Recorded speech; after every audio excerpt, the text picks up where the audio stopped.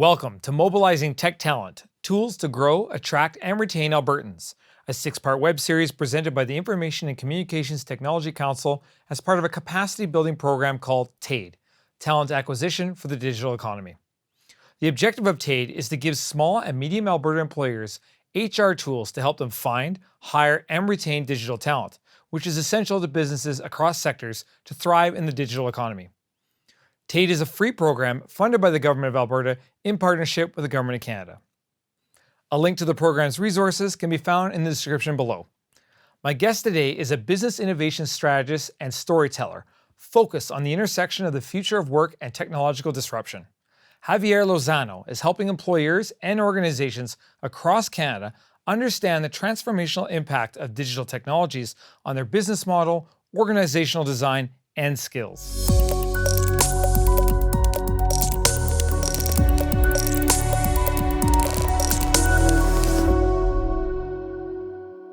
Javier, thank you so much for joining us today and sharing your insights on the changing workforce and just disruptive technology in general. I mean, the last 2 years have been a whirlwind of changing workforces and disruptive technologies. So before we get into the nitty-gritty of the episode here, maybe tell me a little bit about yourself, your background, and where you come from and how you got to this position. Thank you for having me first. And again, this is my first in-person actually interview in a long time. So really excited to be here. My story is about someone who came to this country about 20 years ago. It's going to be 21 this year. And always been working with technology. But about 6 years ago, I came to a realization. It was that technology was not just affecting companies in terms of how we use it, right? With the emergence of automation, artificial intelligence, and all of those different new cloud and things like that, companies were able to, for the first time, to use technology in ways that were very innovative, right? And because of the economies of scale, suddenly an organization that needed to spend, $2 million in a customer relationship management system was able to do it just for $1,000, right? Just by buying a subscription. So all of that is great, and it provides a lot of opportunities for an organization, but people was left out of that equation. And in that basically kind of like journey, I found, and this is not something that I did, but I was able to verify it, most of those initiatives, because the kind of like the keyword, the buzzword back in 2019 and 2018 was transformation. Everybody was in the digital transformation space, but people was left out of that. It was all about technology. It was all about like this new ideas of changing the organization and becoming agile. So I started talking to HR departments and trying to understand their role in that journey. And I found that we're completely missing the whole thing. They had no idea, and they didn't understand how this was going to impact their people. And in that journey, I became more aware of how all of this was affecting communities across the country. And how, especially communities in rural areas, like rural Alberta, were having a very difficult time making that transition because they were losing their human capital to larger cities. A young student graduating from high school was going to university and never coming back. Right. So that created the need for me to dedicate at least the last 6 years of my life to work with companies that actually operate in those communities. So they can not just take advantage of the technology, but also understand what are the changes that they need to make to their organizational structure, their operator model, and how do they think about talent, right, in the context of everything that is changing. And that was basically the emergence of what we call Lozano Management, which is basically an advisory firm that consult with these organizations, trying to help them see how technology can be used in their communities. What are the things that they need to really consider from a competency perspective, and how do we find talent so we can actually execute on all those plans. Sorry for the long answer. No, that's fantastic. That's what we're looking for. We're looking for the answers that people are looking for. So now, one of the big things that's going on right now in Alberta's economy and in the tech economy is that they can't find those people. Yeah. There's lots of job openings. There's lots of people that are still looking for jobs, but it's trying to find that right person. And I think that's what a lot of employees employers, they're trying to figure out what this changed or changing workforce is looking for and what they need to do to attract that workforce. What are some of your insights around that? Now, you talk about some of the consulting you're doing. What have you been telling some of these companies of the things that they need to be aware of? Well, the first thing is the world has changed, right? So we have now 24 months since the pandemic started, and everything that we thought was set in stone and it was not going to change. I think we have now a lot of evidence about the fact that we can do more than we thought. That change was not as difficult. I don't remember, and I haven't really seen any organization that said we were prepared for this. Like we had a plan for the pandemic and we were just able to trigger and execute all of that and we're ready to go. No, most companies found themselves overnight with some of the decisions that were made across the provincial government and the federal government. You have to send your people home. And it's like, what do we do now? So now we have some lessons learned. We have some experiments that have gone really well. We have some others that haven't gone so well. So I think that what we're trying to do right now is give all of these business leaders the opportunity to think about it in different ways. Just to give you some information, year over year, the number of job vacancies in Canada has almost doubled. Right? It's about 87% higher than it was in December of 2021. What that tells you as a business leader is that you have more competition. And when it comes to digital competency and digital skills, one of the things that I always tell people is that in the old days, your competition for talent was your competitor, right? Usually your direct competitor. Now it's everybody else. Why? Because digital skills are very transferable and reusable. Yeah. So it doesn't really matter which industry, right, you are in today. Your entire basically community can be competing exactly for that same talent. So you have to think in different ways. You cannot just use the same model of having a job posting that says like we're doing this and this is the job and these are kind of like the competencies that we need. You have to start thinking about this and how do I attract people so they will recognize that I am more than just a place to come and learn, because a lot of these individuals are coming and learning, and then they leave for a better job.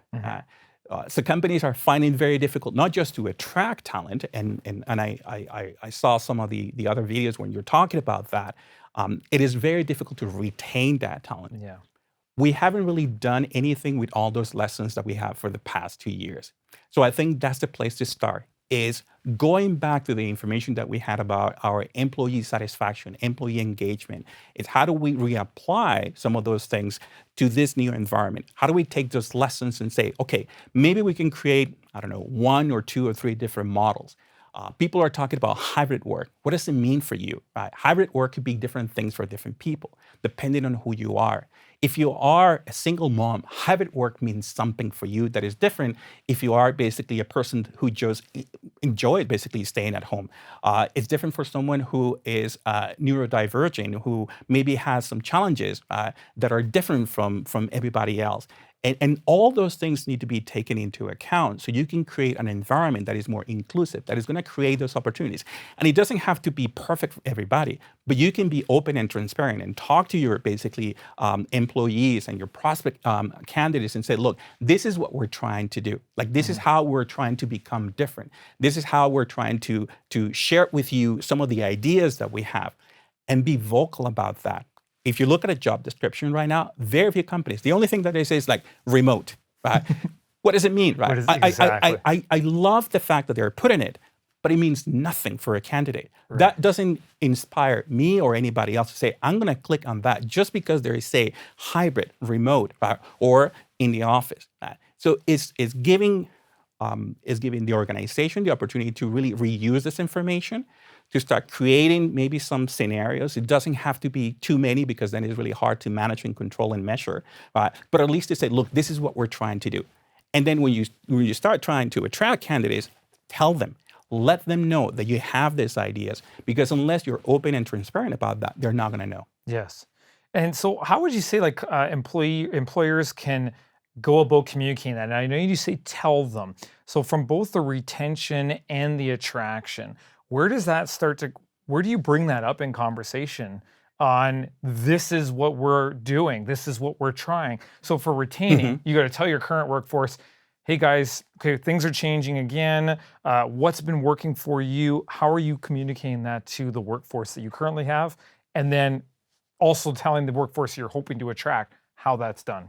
We know that probably one of the best sources to attract talent is through your own employees. Mhm. Right? They're Word of they're the mouth. they're the best sponsor for any organization. Great So point. starting with them is very important. They need to see you as a business leader that is really interested in their well-being. Like Mhm. we're hopefully at the end of this pandemic from a healthcare perspective, hopefully, right? But the mental wellness, the amount of stress that we're going through right Mhm. now, it's not going to change. The workload hasn't decreased. Right. People are working more and doing more and trying basically to cope with so many challenges at the same time. So trying to do something to alleviate that is important. And the place to start is in your own company with your Mhm. own people. They're going to tell everybody else. But I just came across a job description from someone that I know is it's someone well known in the crypto community, in a consultant, one of those big firms, and he does a really good job because he's posting a video on the job description where he talks about himself and he said, "Look, this is the business leader that I am. These are the good things that you're gonna find with me, and these are the challenges that you're gonna have with me. I'm not easy to manage. Like I'm not easy to please. Like this is who I am, right? But I need you, Mhm. right? And I really want to have an amazing person that is really interested in doing this with me, and we can do it together." It's the first time that I've seen something like that, but I believe that that kind of openness and transparency about the kind of business leader that you're going to have working with you is very important, Yeah. especially because we're talking about digital skills. A lot of these individuals, in most cases, are highly educated or have skills that are easily transferable. So you need to have something different. The messaging has to change. The level of engagement, the way you kind of like treat people has to evolve. Right? Mhm. We've been seeing each other on screens for 2 years. Right?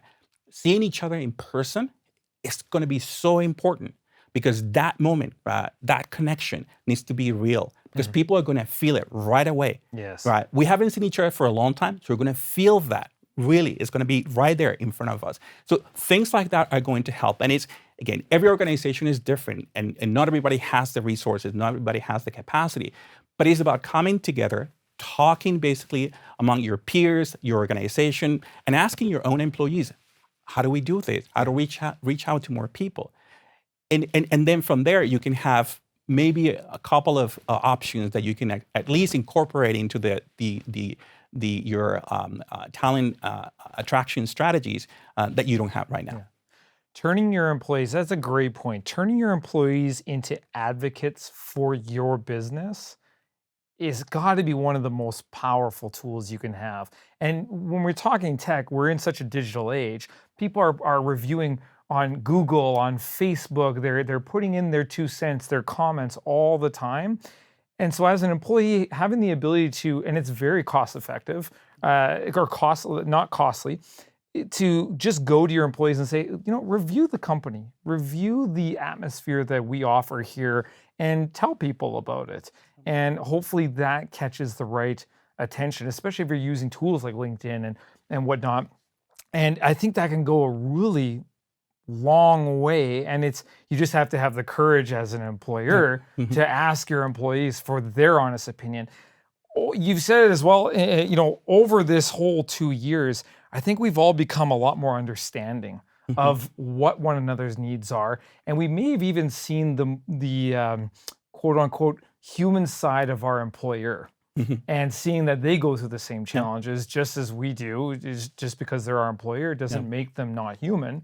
And I love what this individual you're talking about has done is putting themselves out there saying Yeah. like, I'm just like you guys. Yeah. I need you Yeah. just as you need Yeah. me.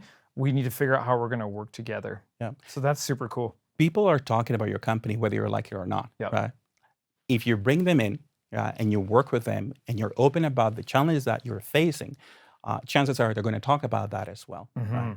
And the other thing is that we cannot forget, especially here in Alberta, that we have a lot of competition from other communities in other areas.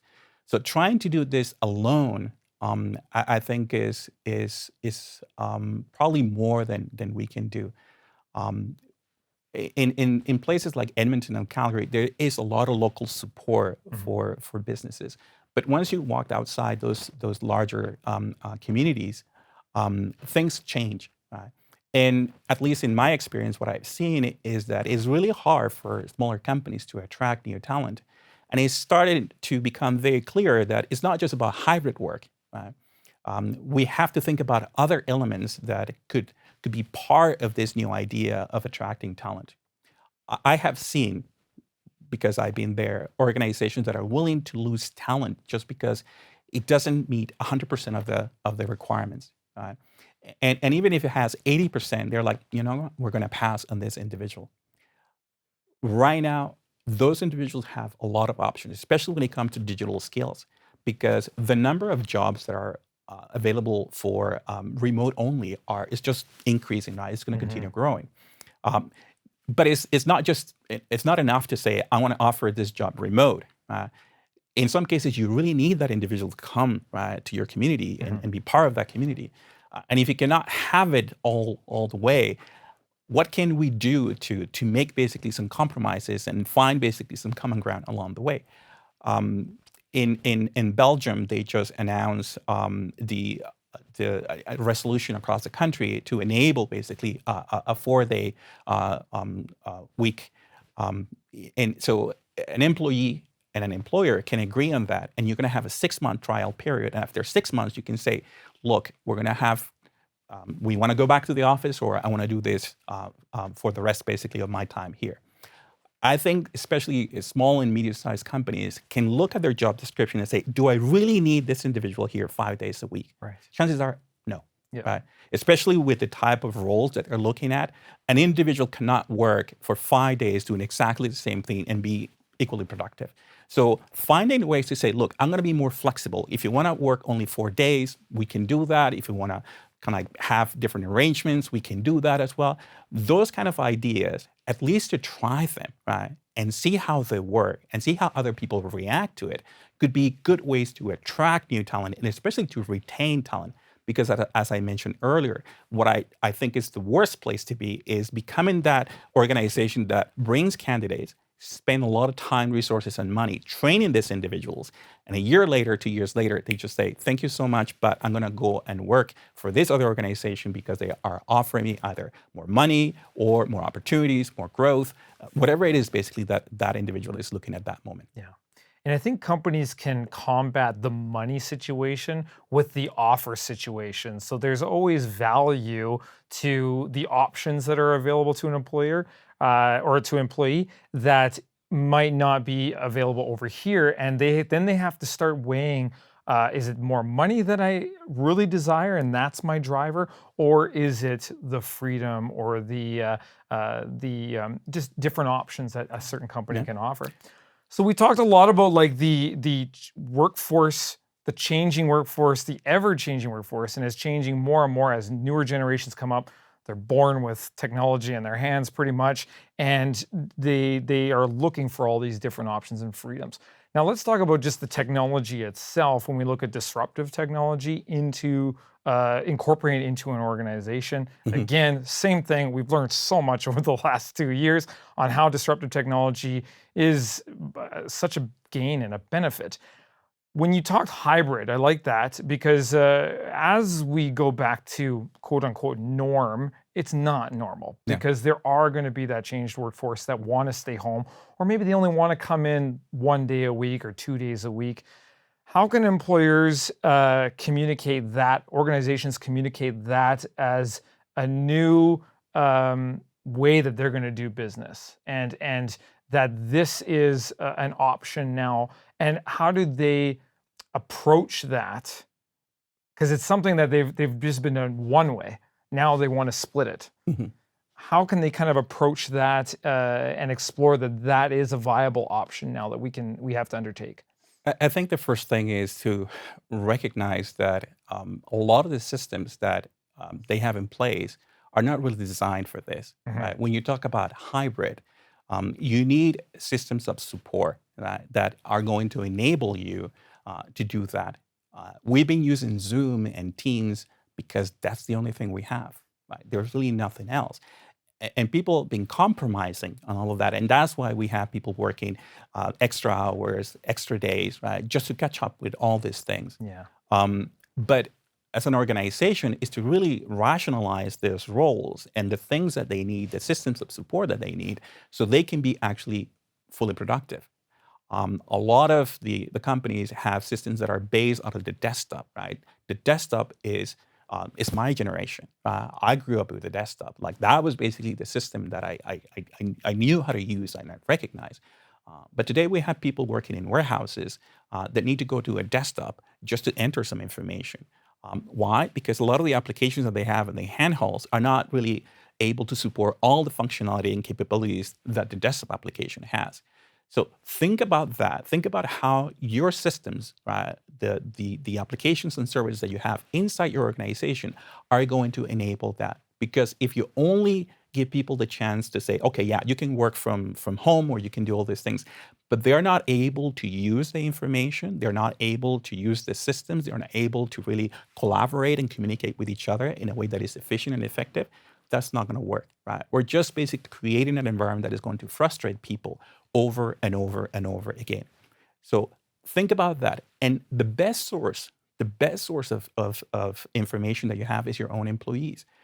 They've been doing it for so long, and in the last few years, they have the opportunity to try a completely different model, Yes. right? So you have those two perspectives, very fresh. They can come and say, "Look, I love what I saw here, right, in the work from home, and I think that could work, but we need something different to work in the office, or we need to make some changes. So while I'm working in the office, if I need to leave, I can actually bring all of that with me without any restrictions, without any limitations, because then I'm not going to be very productive. So take advantage of the fact that this is still fresh in our minds, that people are willing to talk about this, that there is a lot of kind of like desire, right, to retain a lot of these new business models and use it to create a new employee experience, new employee engagement plans. Like there are a lot of things that need to be done like right away. If you wait for 6 months or a year, it will be gone. Right? And then missed opportunity. Yeah, it's an opportunity that we missed. And what a great way to engage existing employees and also engage in attracting by asking their opinion. Like when you're going to incorporate these new disruptive technologies, I'm sure the messaging needs to go out there that this is not replacing you. This is helping you to streamline your productivity or make your job easier, right? And I think there's a lot of fear around that, especially when people say disruptive technology. They go, oh, something's going to replace me.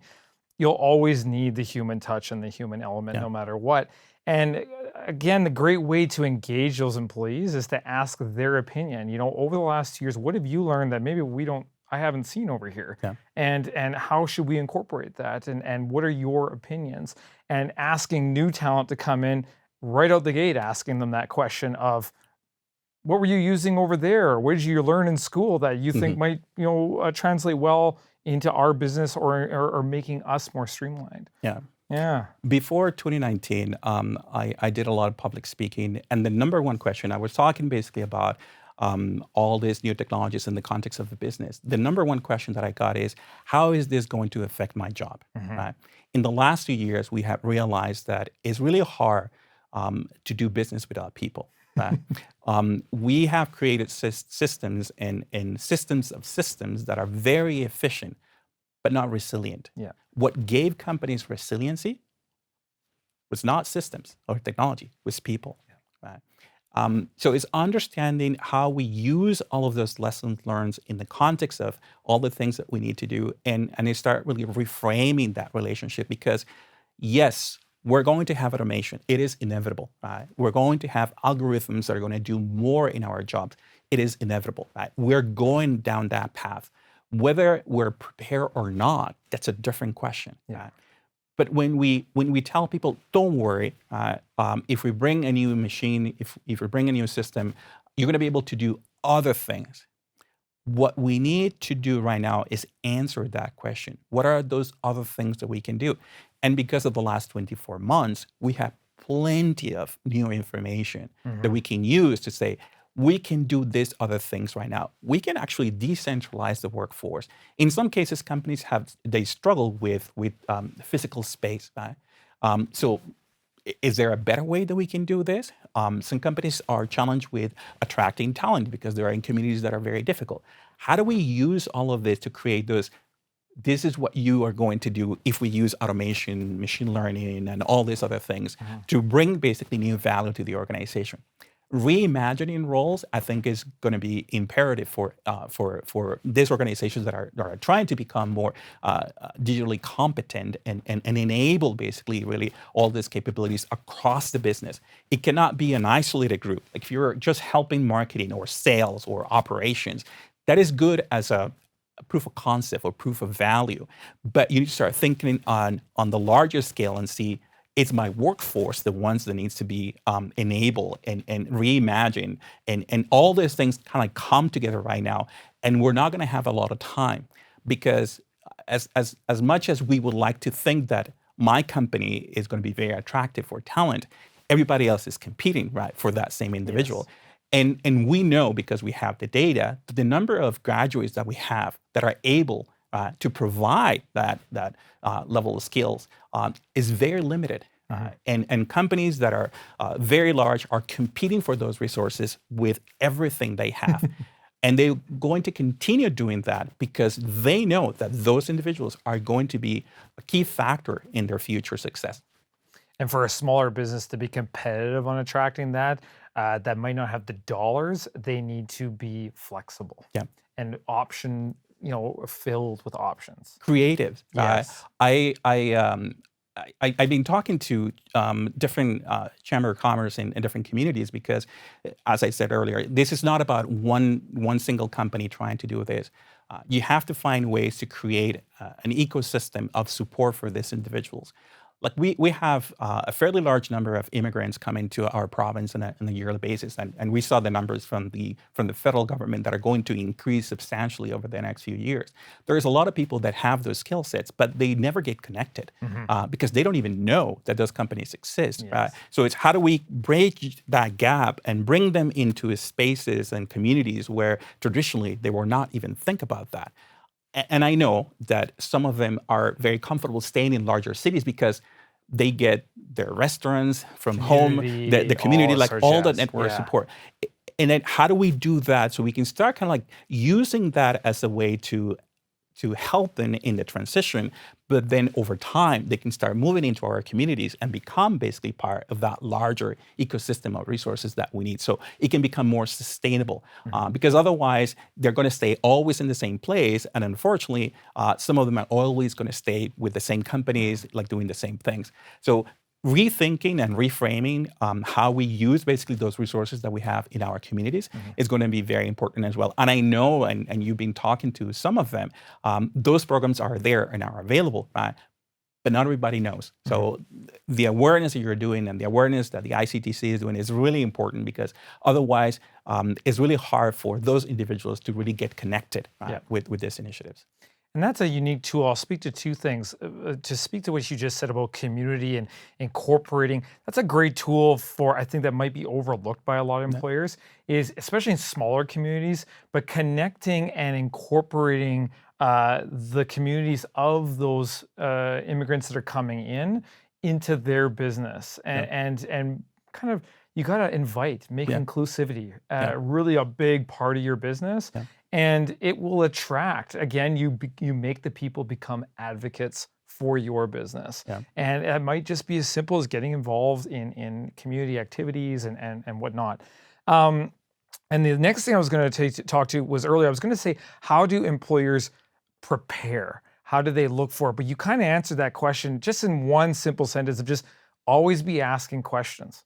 An employer can always be prepared and being proactive as opposed to reactive to these changing disruptive technologies and that changing workforce by always asking questions, right? Yeah. I've been an executive for many years in my life, and I live around 10,000 feet above the ground, right? But I work with people that are just a few meters from the problem. I cannot see what they see. I Right. cannot understand what they understand, and I think we usually underestimate the power that we have to connect with those individuals and create new things. A lot of the very successful like innovation programs don't come from the executive team. They come from people on the ground Yeah. because they understand the problems. And in some cases, the problems are not really related to technology, are just related to connecting people in better ways. You mentioned the word being inclusive. Inclusivity means different things for different people. Very true. And you cannot really try to be inclusive about something that is not really ready in your own community, in your own context and environment. You have to think about the things that you can be inclusive about in your context with the resources that you have, with the people that you have. Otherwise, it becomes like an impossible challenge to accomplish. Yeah. And we want wins, right? We want to accomplish something so we can go from there to the next step and the next step and the next step. And I think that's important because right now we have the opportunity, but we don't have to boil the ocean, right? We don't have to fix everything. Yeah. We just have to pick the things that make the most sense for every organization. And that is the exercise. It's like you have to think about your organization, your people, your community, your context, the market what you are, the challenges that you face, and your solution is going to be unique. Yes. And that's where I feel that we tend to create these big plans that hopefully will cover 80% of the market. But in most cases, we're forgetting about the fact that we're all individuals. And if there is something that I'm learning is that companies right now are facing this challenge where they need to create this individual environments for every employee or for every prospect employee. Because now you're dealing with challenges that you never had before, with needs that you didn't even envision before, and they are now real, and they're part of your daily discussions and operations and the reality of your business.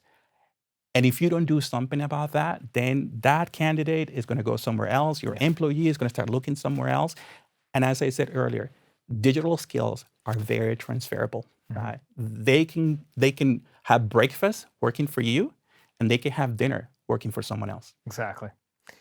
We talk about with lots of companies, just to close out here, but communicating that you empower your people and making sure that your people know that their voice is heard when it comes to inputting and that it's towards the business growing from both a retention and attracting perspective. You can never fail because when we talk about inclusivity means something different to everybody. Asking everybody what makes them feel included gives you that picture. And then, like you said, you're not launching something that's dead in the water. Yeah. You're launching something that everyone had input on and everyone has buy-in and they're all on board. You're that much more productive. Javier, thank you so much for coming in. This was an engaging as heck conversation, so I appreciate your input. Thank you for sharing this with us today, and I'm sure that our viewers are going to get a load of value out of this. So thank you again. Thank you so much. Absolutely.